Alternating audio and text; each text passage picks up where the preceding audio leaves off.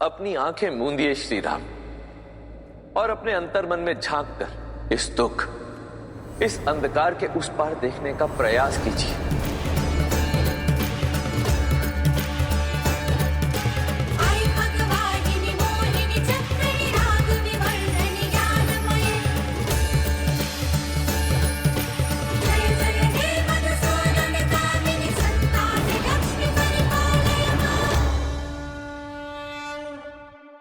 सीता,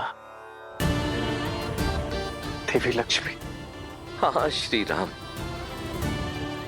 देवी सीता वैकुंठ में आपकी प्रतीक्षा कर रही हैं। अब आप मेरे नेत्रों में झांककर अपना परिचय खोजने का प्रयास कीजिए।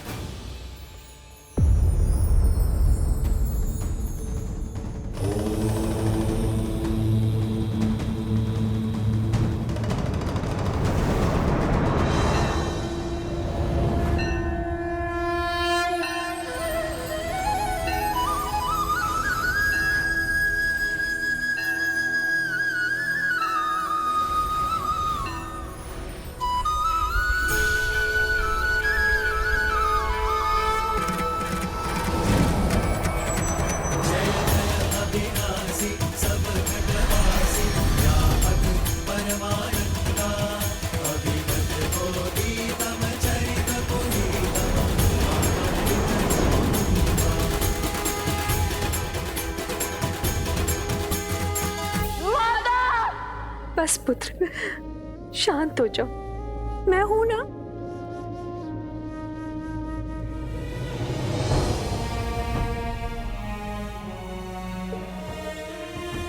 इस विलाप का अंत करो पुत्रों। देखो, दादी माँ है ना तुम्हारे पास। राम परिवार के लिए ये स्थिति बड़ी ही दुखदाई है, किंतु ऐसी विकट घड़ी में जब परिवार साथ खड़ा होता है, एक दूसरे को संभाल देता है, तभी मन से उस पीड़ा से उठ पाता है। अब हम सबको मिलकर यही साहस प्रभु को भी देना होगा। यदि हम उनके सामने टूटे तो प्रभु तो बिखर ही जाएंगे। माता के जाने का दुख तो असहनीय है, किंतु स्मरण रहे, हमारे सिर से एक माता के स्नेह का आंचल उठा है। 3 माताओं की ममता अब भी हमारे साथ है। और यही क्यों, हम सब मिलकर संभालेंगे तुम्हें। तुम्हारा ये ज्येष्ठ भाई हनुमान संभालेगा तुम्हें। तुम्हारे चाचा श्री ये संपूर्ण परिवार संभालेगा तुम्हें। इसलिए तुम अपनी चिंताएं छोड़ो और प्रभु की सुध लो। उनके मन का संताप अग्नि का ताप बनकर संसार के ऊपर बरसने को है। देवी सीता वैकुंठ में आपके लिए प्रतीक्षारत है नारायण।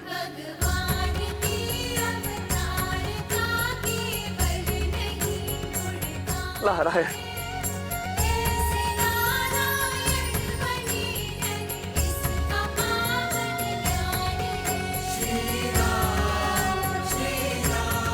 कितना सुंदर और अविस्मरणीय क्षण है ये। महादेव अपने परम मित्र नारायण से वर्षों पश्चात भेंट कर रहे हैं। धन्य है यह क्षण, और धन्य है हम सभी जो इस मधुर क्षण का साक्षी बनने का हमें सौभाग्य प्राप्त हुआ।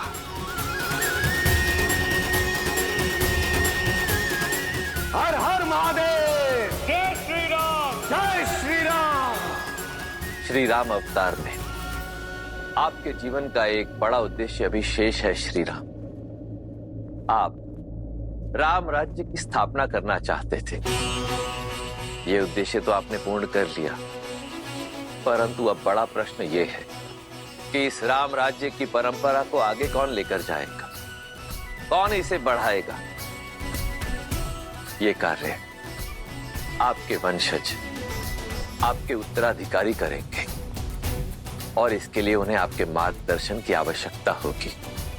आप अपनी पूर्ण निष्ठा और बल के साथ उन्हें इस उत्तरदायित्व के लिए सज्ज करेंगे श्री राम। जब तक आपका ये उद्देश्य पूर्ण नहीं हो जाता, तब तक आपकी अर्ध संगिनी वहीं वैकुंठ में आपकी बाट जोहेंगी। अब आपको अपने जीवन का अंतिम उद्देश्य, अंतिम सत्य ज्ञात हो गया है।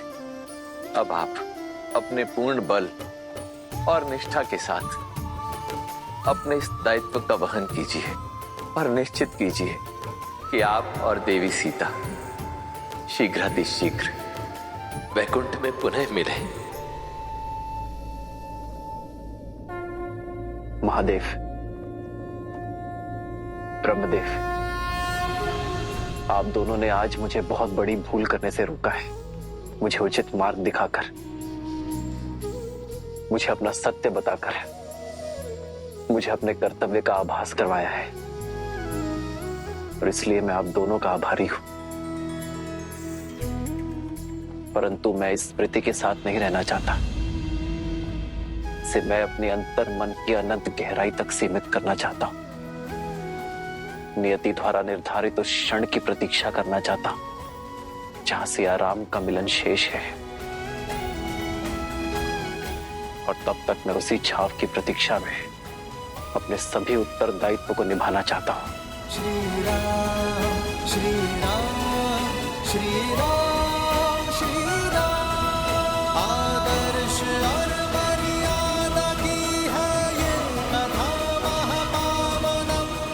काट मद श्री से मिलाने श्रीमद् रामायण। चलिए हनुमान जी, हमें शीघ्र अतिशीघ्र पिताश्री के पास जाना होगा, अन्यथा कहीं उनकी क्रोधाग्नि पूरे संसार को भस्म ना कर दे।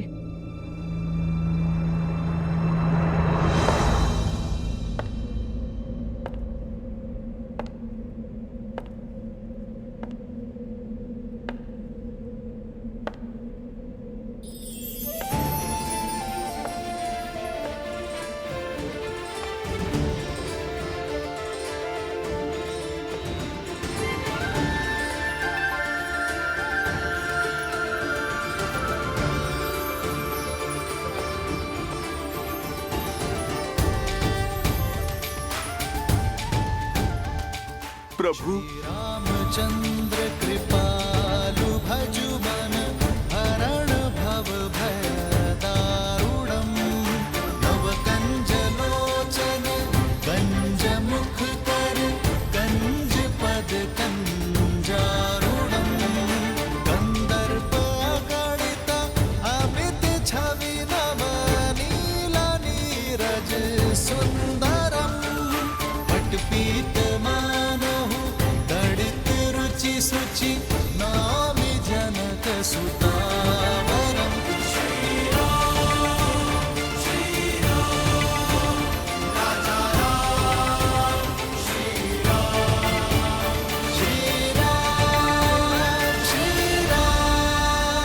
जय जय राम। श्री राम श्री राम श्री राम, राम राम सिया राम। आज इस सभा में जो भी हुआ वो नहीं होना चाहिए था। सीता को नहीं जाना चाहिए था, किंतु मुझे आशा है कि सीता का यह समर्पण संसार को शुभ फल देगा। इस संसार में जब जब सीता का समर्पण स्मरण किया जाएगा, तब तब इस पृथ्वी पर उपस्थित प्रत्येक नारी को शक्ति मिलेगी।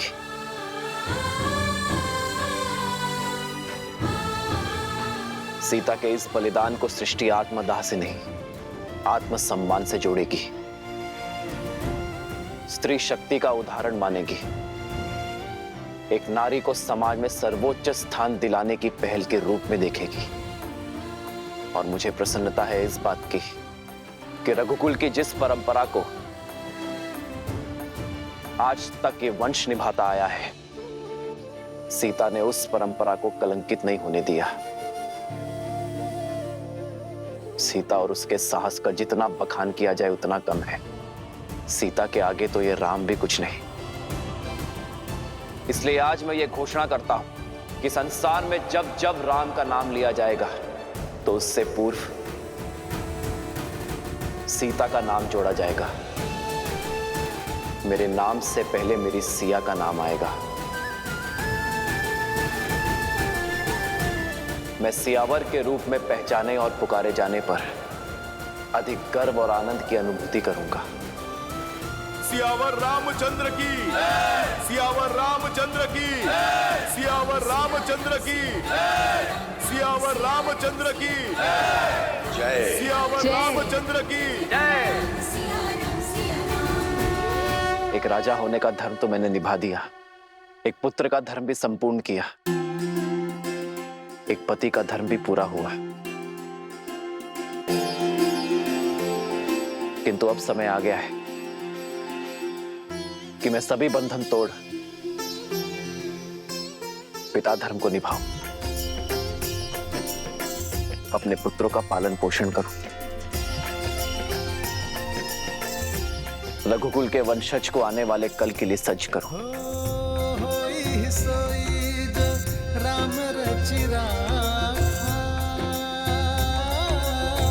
को करी तरज बढ़ावे साखा।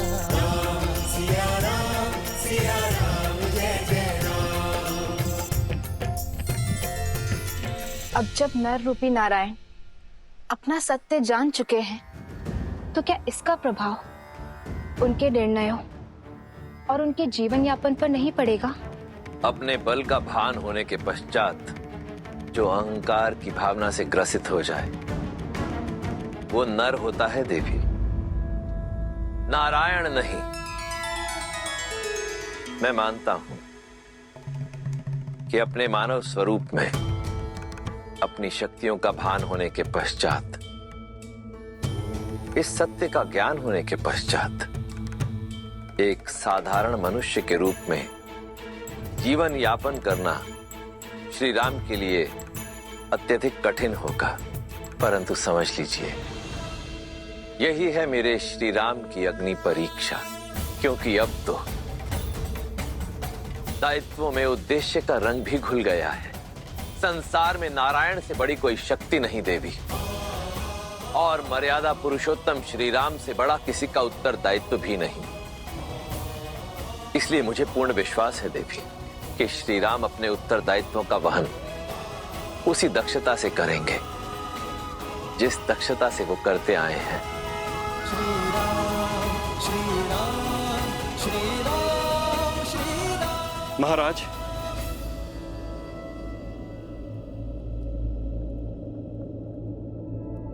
अब समय आ गया है कि हम अयोध्या में व्याप्त दुख को भूलकर सुख का संधान करें। अयोध्या का भविष्य आपके दोनों पुत्रों का स्वागत करे।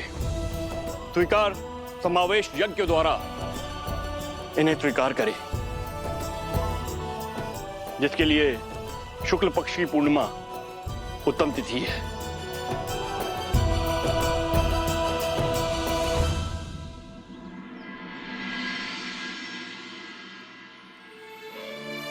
माता, आपकी ममता की शीतल छाव को छोड़े 2 पूर्णिमाएं बीत चुकी हैं, किंतु आपके प्रेम के बिना हमारे लिए हर रात्रि अमावस्या ही है। मन को समझाने का बहुत प्रयत्न करते हैं माता, किंतु तो आपकी स्मृतियां जाती ही नहीं है। पिताश्री की ओर से हर सुख, हर सुविधा पा रहे हैं हम, किंतु तृप्ति नहीं मिलती। माता का स्नेह और पिता का मार्गदर्शन जो हमें आपसे मिलता था, वही पिताश्री दे रहे हैं हमें। परंतु आपकी ममता आपके अतिरिक्त और कौन दे सकता है? माता, आज आपके पुत्रों को उनका उचित स्थान मिलने को है। वो अयोध्या के राजकुमार बनने को है।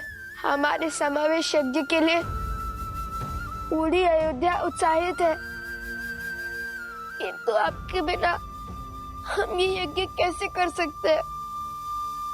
रघुकुल का अंग कैसे बन सकते हैं? मन नहीं करता हमारा आपके बिना इस सम्मान को स्वीकार है, किंतु संस्कार प्रेम के आड़े आ रहे हैं माता। वो संस्कार जो अपनी प्रसन्नता का मोह छोड़ संसार के सुख का ध्यान रखने की शिक्षा देते हैं। किंतु संसार की प्रसन्नता के लिए हम ये यज्ञ अवश्य पूर्ण करेंगे माता। माता, आपके पुत्र राजकुमार का वेश धारण करेंगे, किंतु मन से सदा ऋषि कुमार रहेंगे। वन देवी के संस्कारों से ओत-प्रोत ऋषि कुमार। लवकुश, पिताश्री,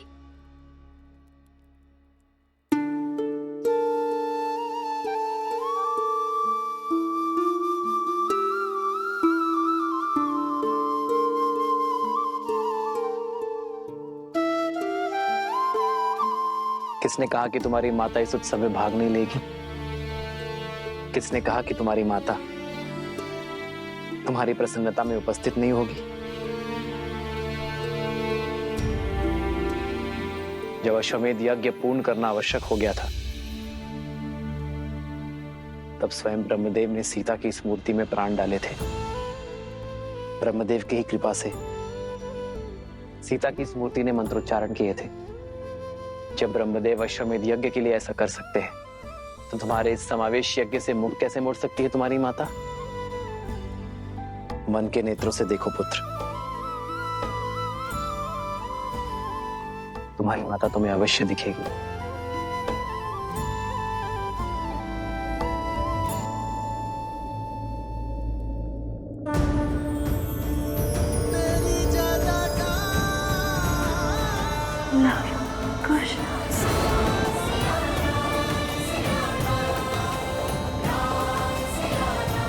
माता,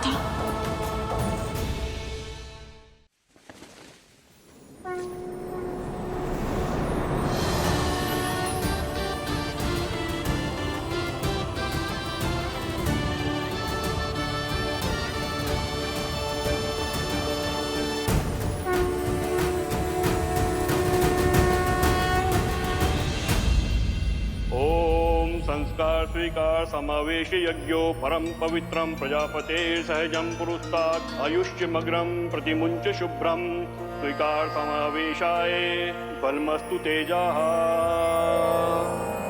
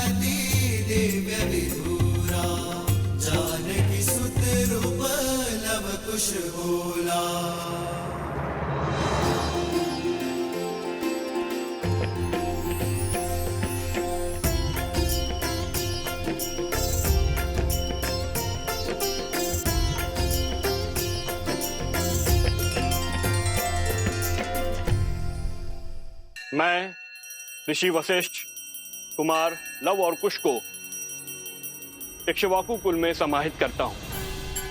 आज से रघुवंश के वंशज ऋषि कुमार नहीं, राजकुमार लव और कुश के नाम से जाने जाएंगे।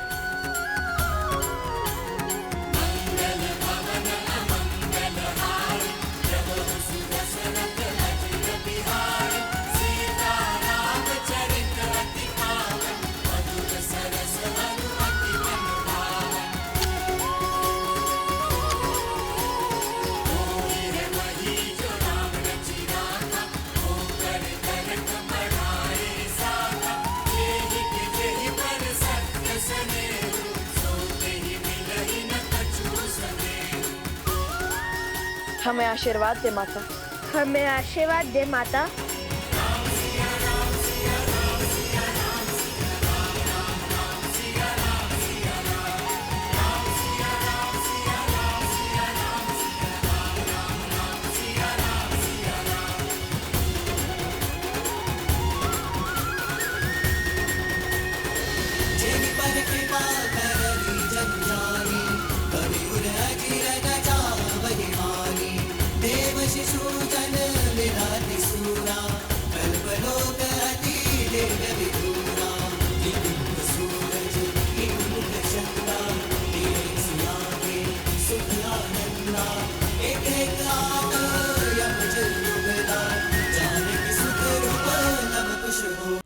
सीता तुमसे अत्यंत आनंदित है पुत्रों। उसका आशीर्वाद सदा तुम्हारे साथ रहेगा। जेहि पर कृपा करहि जनु जानी, कवि उर अजिर न जावहि वानी। देव शिशु जन मिलाति सूरा, जानकी सुत रूप लव कुश बोला। अद्भुत लग रहे हैं आप दोनों भैया। अब तो अति आनंद आएगा। हम सब यहाँ महल में अत्यंत कोलाहल बचाएंगे। अब तो महोत्सव होना चाहिए। हाँ माता, अद्भुत आनंद आएगा।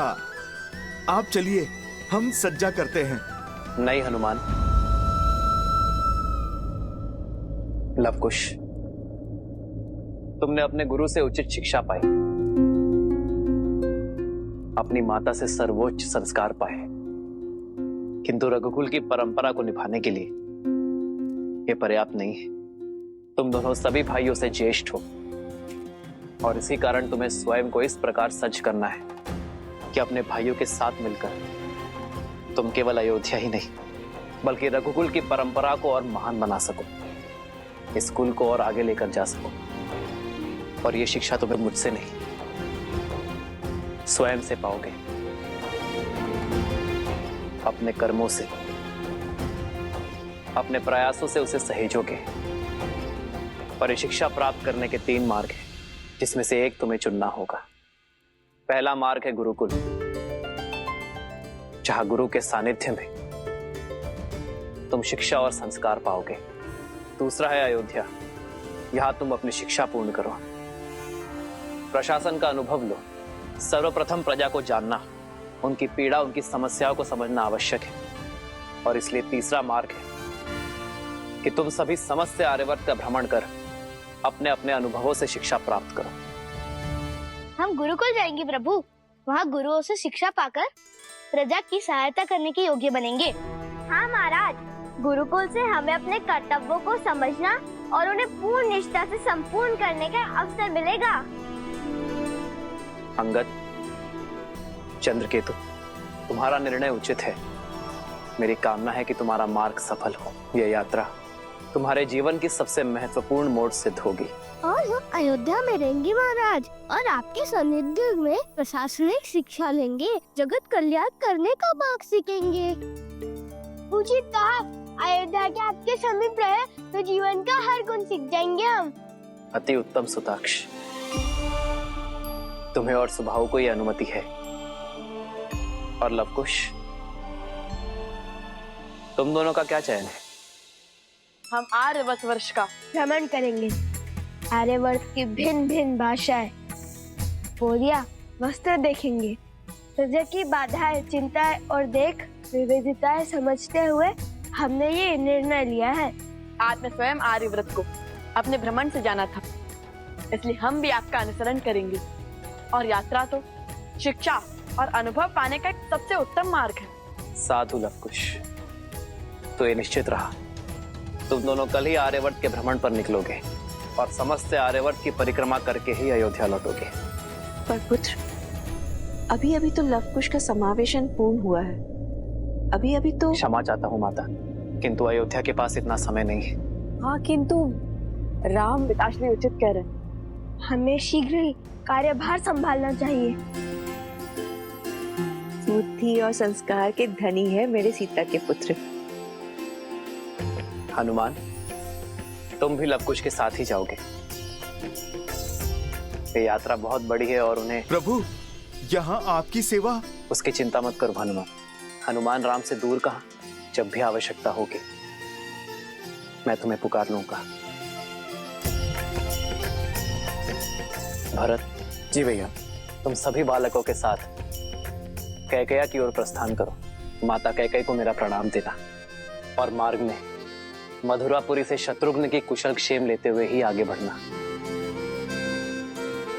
भैया स्वयं से सभी को दूर क्यों कर रहे हैं?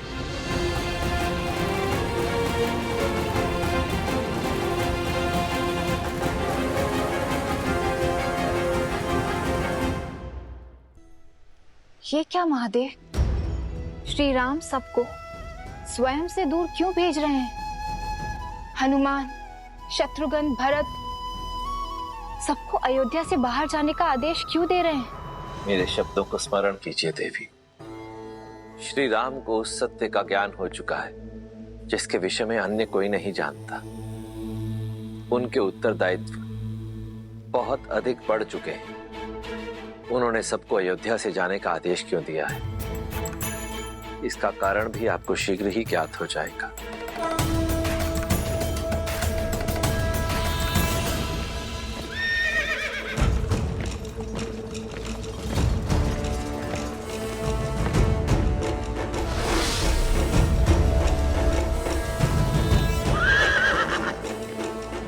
बस सारथी, अब रथ रोको।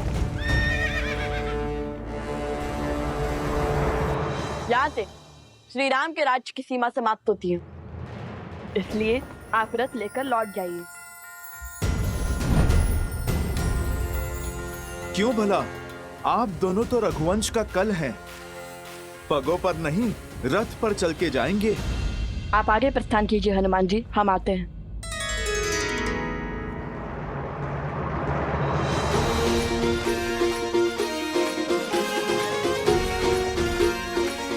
साथी,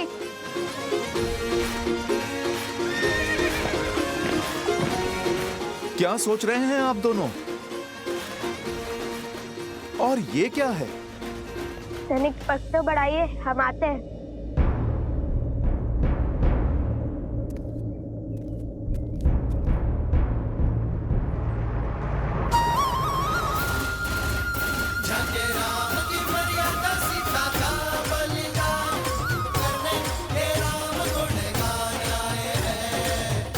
चलते रहिए हनुमान जी, ऐसे क्या देख रहे हैं?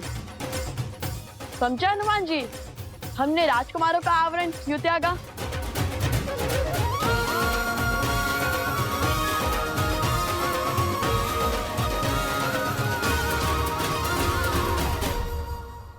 बताइए ना, आप तो बड़े हैं, उस छोटे भाइयों की हर बुद्धिमानी और अटखेली समझते हैं। अवश्य, यदि आप सबको अपना सत्य बताएंगे तो कभी भी आप जनता का वास्तविक सत्य समझ नहीं पाएंगे। आर्यवर्त वर्ष की विविधताएं और दुविधाएं समझने के लिए आपको दो सामान्य ऋषि कुमार बनकर ही सभी से मिलना होगा। जब ऋषि कुमार संसार से मिलेंगे तो फिर सभी का व्यवहार भी सामान्य ही होगा। आपके ज्ञान में वृद्धि होगी। 100%। साधु संत के तुम रखवारे, असुर निकंदन राम दुलारे। जय जय जय हनुमान गोसाई, कृपा करहु गुरुदेव की नाई।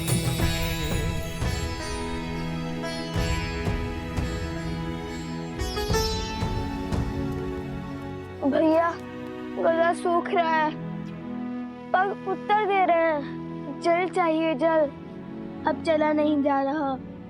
मैं अभी प्रबंध करता हूँ।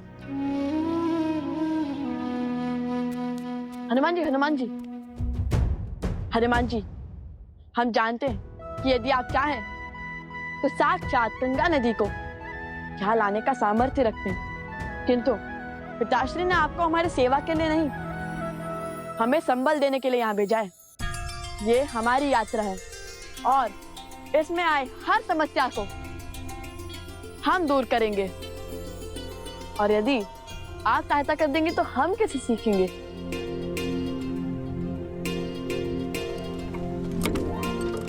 भैया, बैलगाड़ी।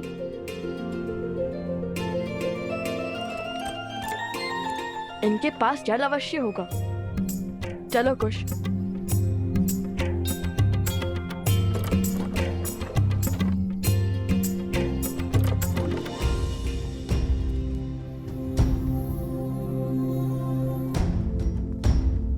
माता, तनिक जल मिलेगा?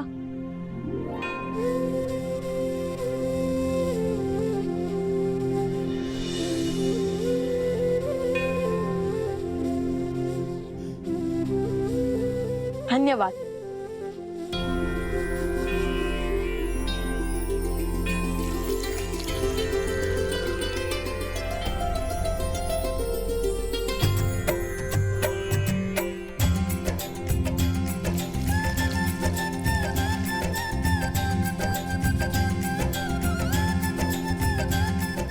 तन और मन दोनों तृप्त हो गए। माता, आपने तो मृत्यु के मुख से निकाल दिया। हम आपके ऋणी हैं, बताइए हम आपकी क्या सहायता कर सकते हैं? सहायता मेरे लिए?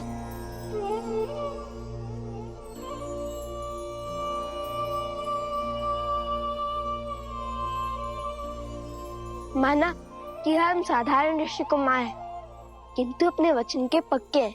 जब भी आपस समस्या आएगी, हमें अपने साथ खड़ा पाएंगी।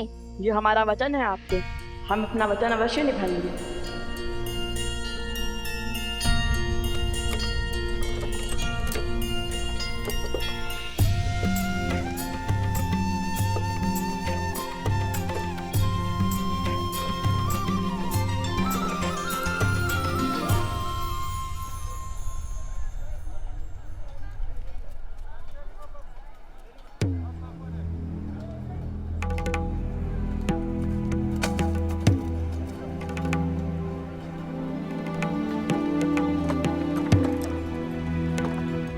एक और स्वर्ण की बात है, जो दे जाएगा वो ले जाएगा इसे।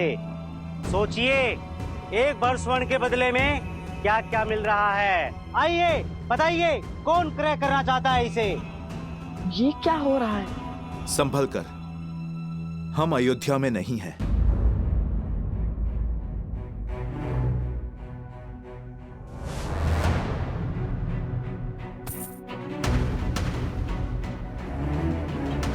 इतनी दुर्बल और क्षीण कार कुछ कार्य भी कर पाएगी या नहीं? अरे ये सब चाल है इसकी, ताकि इसे कोई क्रय न कर सके और इसे काम ना करना पड़े। देखिए कितनी कृष्णकाय है, किंतु है बड़ी बलवान।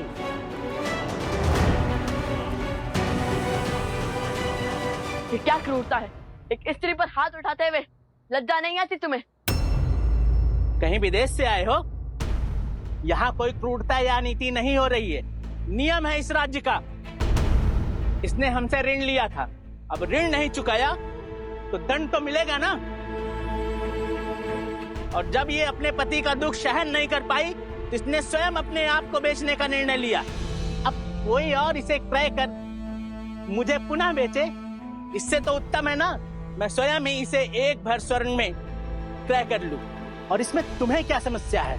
आप मुझे क्रय कर लीजिए, मैं दासियों की भांति सारा कार्य करूंगी।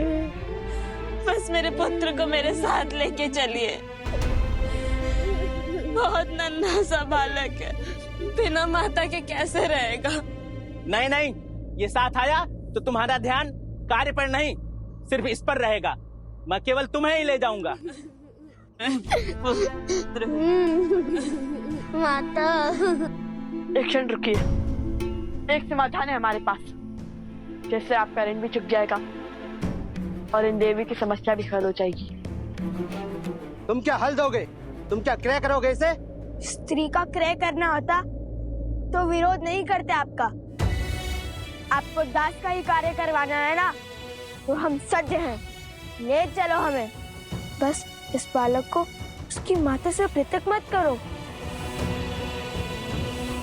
हाँ, हम बनेंगे तुम्हारे दास।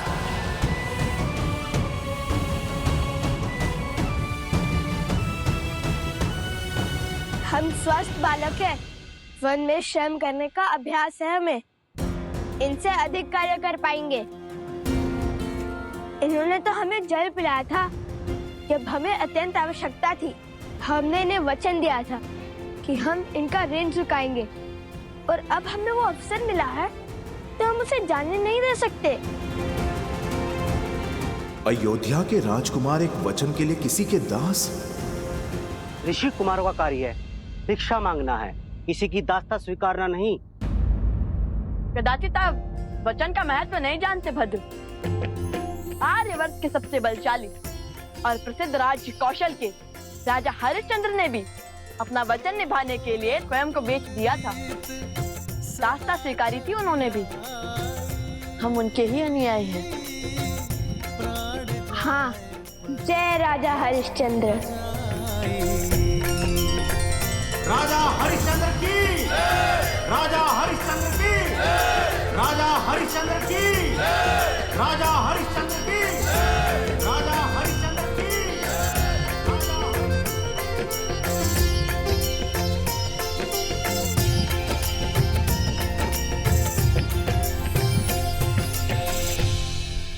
धन्यवाद राजश्री विश्वामित्र।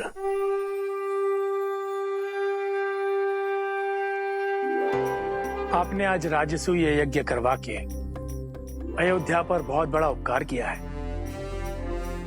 मैं ये ऋण चुकाने में तो असमर्थ हूं, किंतु दक्षिणा में जो आपकी आज्ञा होगी उतना देने का वचन देता हूं। राजा हरिश्चंद्र,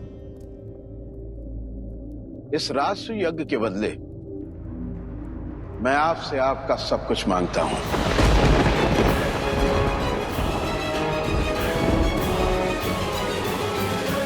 हर वो वस्तु जो आपके अधिकार में है, आपकी संपत्ति, बस आपकी पत्नी, पुत्र और आपके अतिरिक्त सब दे सकोगे?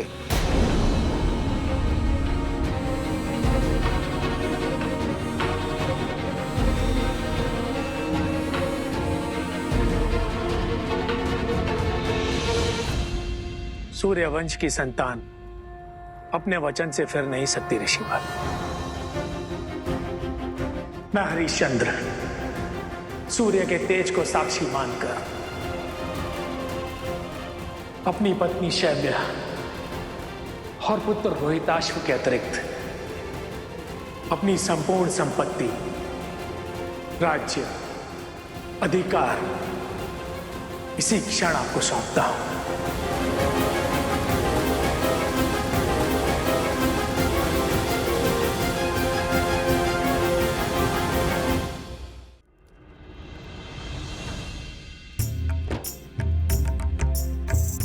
हो रघुकुल रीत सदा चली आई, प्राण जाए पर वचन न जाई।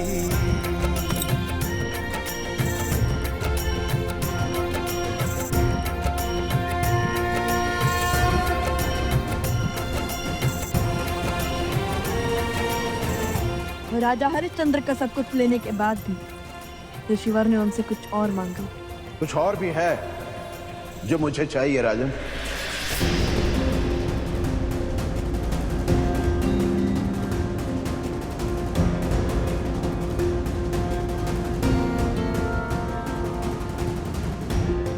रिक्त हो गया हूं ऋषिवर, अब राजा भी नहीं रहा। कुछ नहीं है मेरे पास, किंतु वचन से बद्ध हूं। कहिए क्या इच्छा है आपकी ऋषिवर? यदि वश में हुआ तो पीछे नहीं हटूंगा। मुझे अपने दंड के भार की स्वर्ण मुद्राएं और चाहिए राजन।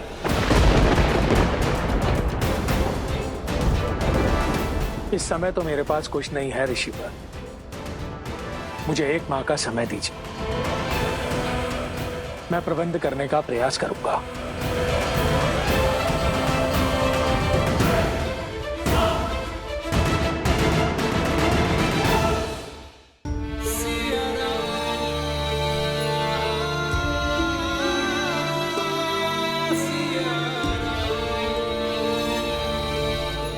लवकुश की ये यात्रा केवल अनुभव और शिक्षा अर्जित करने तक सीमित नहीं है सीते, ये उनके दिग्विजय का शंखनाद है। अब तो बस एक ही आस शेष है सीते, कि हमारे पुत्र रघुकुल की मर्यादा निभाए,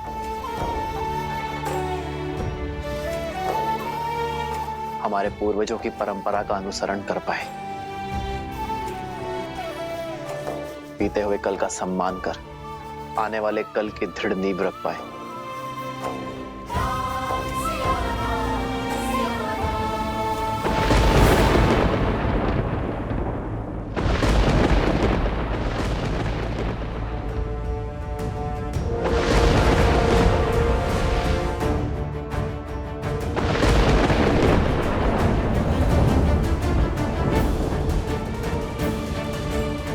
लगता है वियोग का दंश समाप्त होने को है सीते। ये राम शीघ्र ही तुमसे मिलने को है।